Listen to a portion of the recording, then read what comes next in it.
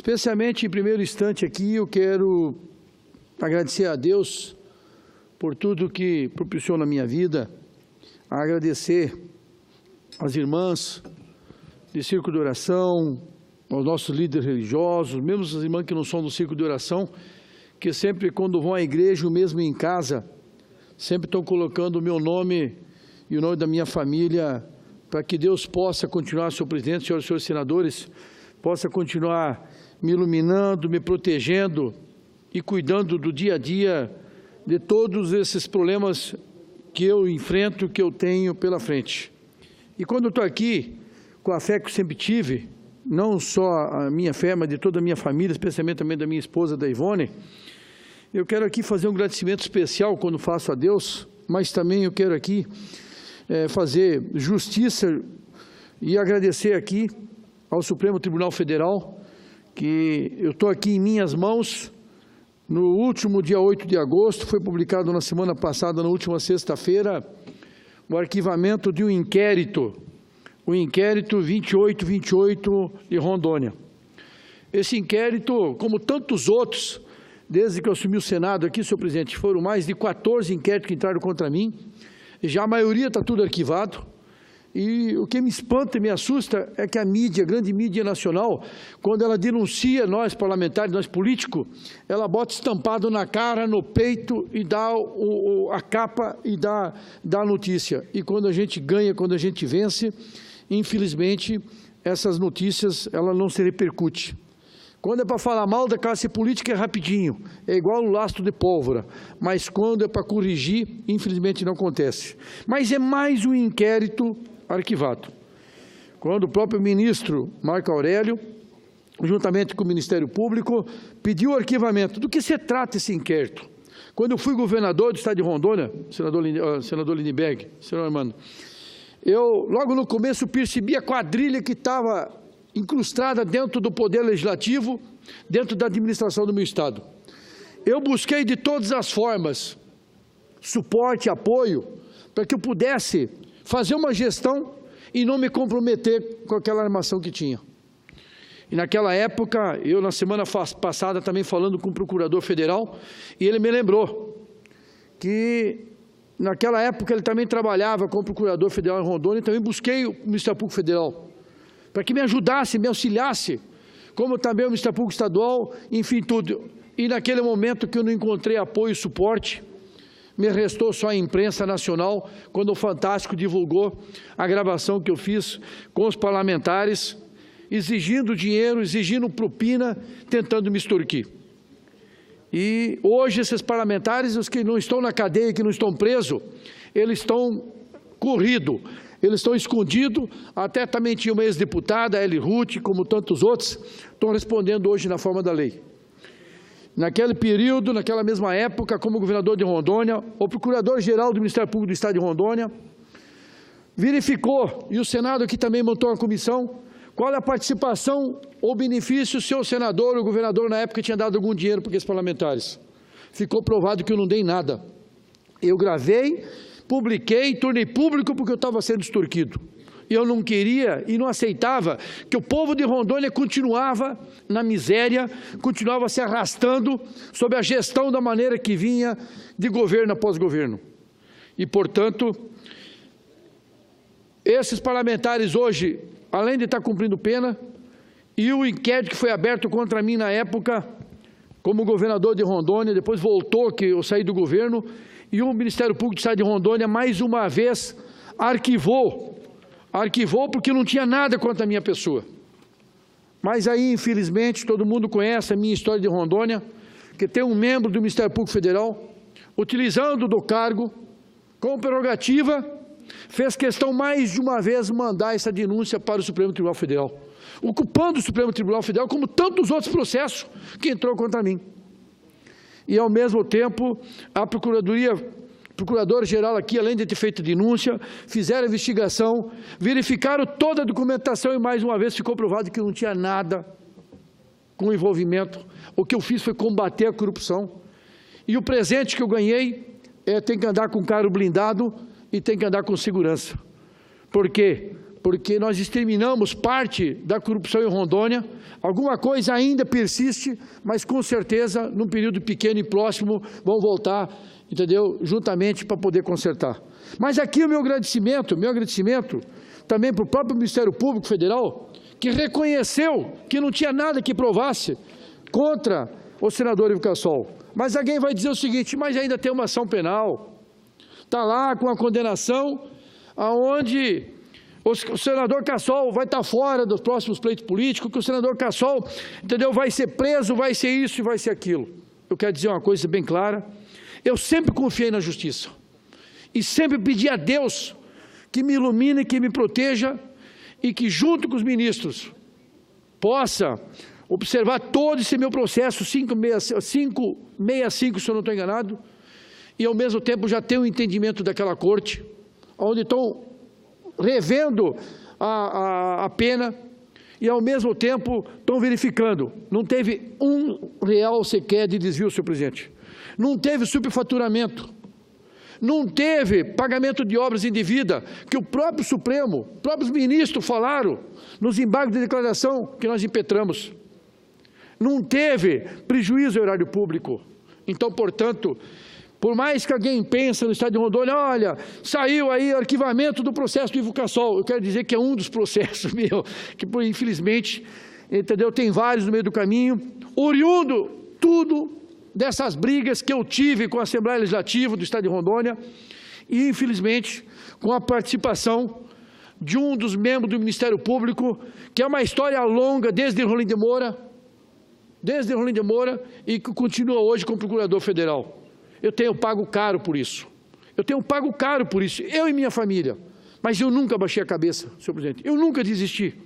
Porque eu tenho fé em Deus, Lindenberg Farias, e acredito na justiça dos homens. Ao mesmo tempo, cada dia que passa, as pessoas do meu estado, em reconhecimento por tudo que eu fiz como governador do estado de Rondônia na época, hoje nos 4 cantos tem uma só voz. É Ivo Cassol, é Ivo Cassol, é Ivo Cassol de novo, para o estado de Rondônia. Eu fico feliz. Não tem dinheiro que pague esse reconhecimento. Mas, ao mesmo tempo, eu quero pedir para a população, e especialmente para as senhoras e para os senhores do meu estado e do Brasil, que me acompanha, indo à igreja, mesmo em casa, continue orando, continue pedindo ao nosso Pai Celestial que continue cuidando da pessoa do senador Ivo Cassol, que também continue cuidando dos demais políticos de boa índole, sérios e bons, que querem o melhor desse país. Todo mundo sabe que a classe política hoje é marginalizada, é colocada todo mundo na mesma vala, como se todo mundo fosse igual. Mas eu quero dizer para vocês que estão me assistindo em casa e que estão me ouvindo no rádio do Senado, dizer para vocês que tem muita gente séria, muita gente boa. O que nós não podemos é generalizar. Hoje, a classe política, nas últimas eleições para prefeito, o eleitorado brasileiro, infelizmente, isso eu falei para a nova procuradora que vai assumir a Procuradoria-Geral do Ministério Público Federal. Hoje, infelizmente, numa reunião com demais senadores, hoje, infelizmente, nas eleições passadas, o eleitor, senhores senadores, escolheu o menos ruim da maioria das prefeituras do Brasil. E nós temos que inverter. Nós temos que dar condição para o eleitor para escolher o melhor da sua cidade. Aquele que cresceu junto com a cidade, que ele é competente, administrador, gestor, independente e compartidária. E hoje essas pessoas de bem não querem se envolver com a vida pública. Por que não quer se envolver com a vida pública? Porque posteriormente o CPF dessas pessoas, infelizmente, fica sujo, fica tudo complicado, como se todo mundo estivesse no mesmo nível. Nós precisamos mudar isso. Como funcionam as grandes empresas no Brasil? Vai buscar o melhor do mercado para administrar a empresa. Como é que funciona os bancos? Como é que funciona o banco? Busca o melhor do banco, como fizeram aí o Michel Temer buscando também o Meirelles, como fizeram a Dilma também buscando mais um outro lá atrás, porque quer fazer o melhor. Por que nós não podemos fazer isso na vida pública? Por que nós não podemos, na nossa cidade, escolher aquela pessoa que cresceu junto com a cidade, que desenvolveu junto com a cidade, que se desenvolveu junto com a cidade, que possa retribuir com a sua cidade? E a maioria, Lindenberg, não volta, não quer vir, não quer nem saber. Eu tenho um genro, o nome dele é Francisco Raposo, lá de Jaru, filho do seu Chico, casado com a minha filha caçula, era para ser candidato a prefeito de Jaru. uma cidade de 60 a 70 mil habitantes. E graças a Deus eu consegui convencer ele a não ser candidato a prefeito. Porque todo mundo que passou pela prefeitura, mas eu não tenho processo ainda, é questão de tempo. Mas tem político que diz que não tem processo nenhum porque ele nunca foi ordenador de despesa. Porque o político que se preza e que quer fazer alguma coisa, não pode ter medo de processo. Porque senão ele nunca faz nada. E para você fazer, tu tem que peitar.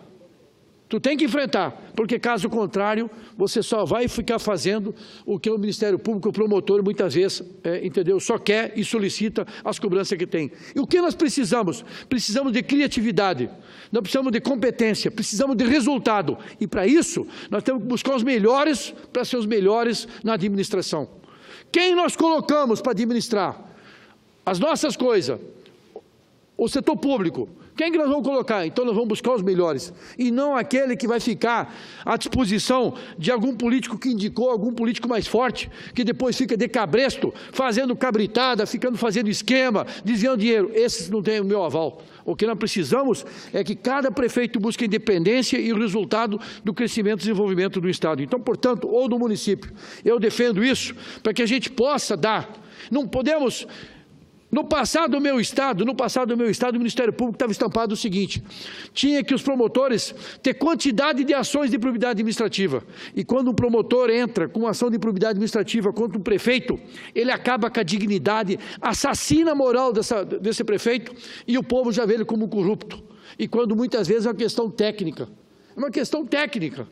Como no caso do meu processo, que diz que é questão de licitação, que é onde eu também tenho o julgamento do Tribunal de Contas, o acordo 1540 de 2014, que diz que todas as emendas parlamentares, para cada emenda parlamentar, é feito um projeto, é feito um empenho, é um convênio, uma licitação e uma prestação de conta para cada projeto. E foi exatamente isso que eu fiz. Mas, infelizmente, o entendimento no meu caso foi diferente. Respeito a decisão, mas, ao mesmo tempo, eu tenho o direito, como cidadão, de buscar e demonstrar aonde possa ser corrigido e, ao mesmo tempo, o povo do meu estado que me conhece, eu sou grato pelo reconhecimento que tem. Então, portanto, aqui eu quero fazer jus, agradecer a cada um, ou cada uma dos amigos e das amigas que sempre indo à igreja, mesmo em casa, e pedindo a Deus nas suas orações. Continue, porque as batalhas que terão pela frente são muitas, elas não acabam aqui não, Nilton Capixaba. Também nem o senador Raup, que também está acompanhando o cafezinho, o deputado Luiz Cláudio também, que está acompanhando também, dizer o seguinte: tem muitas batalhas pela frente, mas com muita fé e com muita oração, com certeza, Deus vai continuar intercedendo sobre aqueles que querem fazer o melhor para o seu povo. E aqui, aproveitando essa oportunidade também, antes de encerrar, senhor presidente, não posso concordar com o Ministério da Indústria e Comércio, que infelizmente está importando leite em pó do Uruguai e colocando a nossa produção, colocando os nossos produtores, colocando os nossos agricultores com um preço de leite de 80 a 85 centavos o litro. Onde é que se viu uma garrafinha de água valer 3 vezes mais, presidente Hermano, do que 1 litro de leite? E aí, quem foi que fez a importação? O Ministério da Indústria e Comércio. Isso é um absurdo, não dá para admitir. Estou aqui dando apoio para o governo do Michel Temer, para mim não interessa se é do PMDB, como não foi diferente quando foi do PT com o Lula, quando foi com a Dilma também. Eu quero o melhor para esse país, mas eu não vou convalidar essa importação. Esse ministro da Indústria e Comércio é irresponsável. Se você quer melhorar a situação do Brasil, se você quer diminuir a inflação, não é às custas da mão calejada do agricultor, não. Não é às custas do pequeno produtor rural que vive daquela renda mínima que vocês vão conseguir melhorar ainda mais a situação. É o agronegócio que segura a economia brasileira, é o agronegócio que está segurando o Brasil de pé, é a produção, tanto na pecuária como na agricultura, que está segurando esse país de pé. E aí vem o ministro e importa 25% do leite, praticamente todo o leite que o Uruguai tem em excedente, e coloca no mercado brasileiro, derrubando. Eu sei que quem está em casa aí, o consumidor, diz: o leite ficou muito bem mais barato, ótimo, mas que custo de sacrifício dos seus parentes, dos seus amigos que estão lá na zona rural, vender 1 litro de leite 80 centavos. 85 centavos, quando vocês estão comprando um litro de leite na prateleira dessas empresas que tem aquela, como tem as caixinhas do leite. Eu não sei como é que é o nome da empresa, e é só ela que fabrica, é mais cara a caixa do que o litro de leite. Então, infelizmente, esses cartéis que existem no Brasil é criminoso, é inaceitável. Enquanto isso, o consumidor fica pagando a conta mais cara e o agricultor, infelizmente, ganhando menos. Infelizmente, desestimula a nossa economia. Muitos agricultores em vários lugares do Brasil, o que fazem? Deixa de tratar a vaca, que trata no coxo, o resultado já é pequeno e com prejuízo, acaba deixando a vaca de lado e só vivendo da cria do bezerro que sai daquela vaca leiteira ou de outro gado. Ou muitos começam a exterminar, como também tinha o nosso ex-deputado federal Carlos Magno, e na cidade de Ouro Preto, senhor presidente, mano, ele tinha lá um gado leiteiro que tinha uma produção de leite com mais de 1.000 litros de leite por dia. Ele acabou, vendeu, de desgosto do prejuízo que estava dando. Então não é dessa maneira que nós vamos tirar esse Brasil desse buraco. Não é dessa maneira que nós vamos tentar mudar as coisas da atual situação que está no Brasil. Só tem um caminho para poder mudar. Não é aumentando imposto, não. É abaixar o juro, para que a gente não precisa pagar esse juro absurdo para a dívida externa. Porque quem está pagando a conta, é o povo brasileiro. E não é com juro alto não que vai segurar a inflação, não. Não é com juro alto não que tu vai dizer para o consumidor consumir menos. Nós só temos um caminho se queremos melhorar o emprego. Nós temos que ter juro baixo, oferecer condições para quem compra e para poder pagar também. Mas não, o Banco Central, tanto o ministro Meirelles, que se diz o mentor da realidade, a situação que já baixou um pouco o juro, mas ministro está muito longe, o senhor tem que deixar de ser banqueiro, ou o senhor tem que botar no peito a verdadeira bandeira e a estrela do Brasil. É essa sim, você botando a bandeira brasileira enrolada em você vai defender os interesses do Brasil e bota esse juro para baixo. Bota o juro lá para 4, 5, 6% ao ano. Aí sim tem condições de ter mais dinheiro na agricultura, vai ter mais dinheiro na economia, vai ter mais dinheiro para o empresário, para o comerciante poder financiar. Porque em lugar nenhum hoje dá 1% de lucro, em lugar nenhum hoje dá 2% de lucro. Então por isso que nós precisamos que o Ministério da Fazenda, se quiser fazer a correção e quiser diminuir o déficit, só tem um caminho. O caminho é a dívida. E a dívida, nós pagamos o juro, e o juro, nesse juro absurdo que tem, ninguém aguenta. E quem está especulando isso, quem tem dinheiro, são os grandes, que estão aí aplicando dinheiro e ganhando, entendeu? Dinheiro a juro. Mas, portanto, o povo brasileiro, esse de mão calejada, igual produtor de leite, vender leite, o litro de leite, a 0,85 centavos. Ontem teve uma audiência pública, no último final de semana, teve um dia de campo, em Porto Velho. Participei desse dia de campo. Ao mesmo tempo, nesse dia de campo, a gente via de cabisbaixo nossos produtores, as pessoas que produzem e que estão produzindo leite, o preço do leite que estava no mercado. Estava lá o Geraldo, que representa, entendeu, a Associação Nacional de Produtores. Teve audiência pública ontem, aqui na Câmara dos Deputados, brigando tanto o deputado Luiz Cláudio, que estava aqui agora há pouquinho falando comigo, para que pudesse, entendeu, o governo rever essa situação. Não, querem simplesmente segurar a inflação às custas da mão calejada e do produtor em cima do leite. Isso é um absurdo. Não dá para concordar. Nós temos que tirar essa inflação da mão dos banqueiros, da mão de quem ganha muito. Está aí um exemplo, senador Hermano, senhor presidente. Para você ter uma ideia, eu fiz um projeto de lei para diminuir o juro do cartão de crédito, que estava 480%. E aí, quero também fazer um agradecimento, não pode só jogar pedra no governo, agradecer ao presidente Michel Temer, que diminuiu pela metade o juro do cartão de crédito. Diminuiu pela metade, então já foi um bom tamanho, presidente Michel Temer. Fico feliz, Meirelles já conseguiram fazer isso, ministro. Ótimo, fico feliz. Mas ainda pagar 450%, pagar ainda não, desculpa, pagar 250% de juro a um ano do cartão de crédito, isso é roubo ainda. Isso é assalto. E quem ganha com isso? É o governo? Não. Quem ganha com isso são os banqueiros. São os banqueiros que ganham com isso, são esses agiotas na cidade que não contabilizam o dinheiro, como tem muitos por aí, ganhando em cima dos coitados. Então, portanto, só tem um caminho, é diminuir o juro do cartão de crédito, para que se aumente o consumo, e aí aumentando o consumo nós vamos aumentar a geração de emprego e vamos aumentar a renda. Caso contrário, se não tiver dinheiro circulando no mercado, não tem emprego e não tem renda. Mas ninguém vai ficar pegando dinheiro se o próprio governo, na economia, pega da classe média e faz ele pagar juros de 250%. Ministro Meirelles, está tudo errado. É no máximo 20%, 30% ao ano para o cartão de crédito. Esse é meu projeto. E o banco não pode, se a Selic é 10%, no máximo o banco podia cobrar 20%. Por que não implantaram o meu projeto? Por que não diminui? Aí com certeza o servidor público, tanto estadual, federal, como municipal, vai pegar dinheiro e vai investir. Hoje não. Todas as pessoas de classe média não querem perder o crédito. E para eles não perder o crédito, eles fazem de tudo para poder pagar a conta com juros exorbitantes. Então, portanto, isso é um absurdo, de juros de 250% ainda do cartão de crédito. Agradeço pela metade dos 50% que já diminuiu ao presidente Michel Temer e também ao ministro da Fazenda. Mas nós temos muito mais ainda para poder fazer pela frente. Portanto, senhor presidente, agradeço a compreensão, mais uma vez, de dar um tempo extra, mas aqui, para fazer justiça.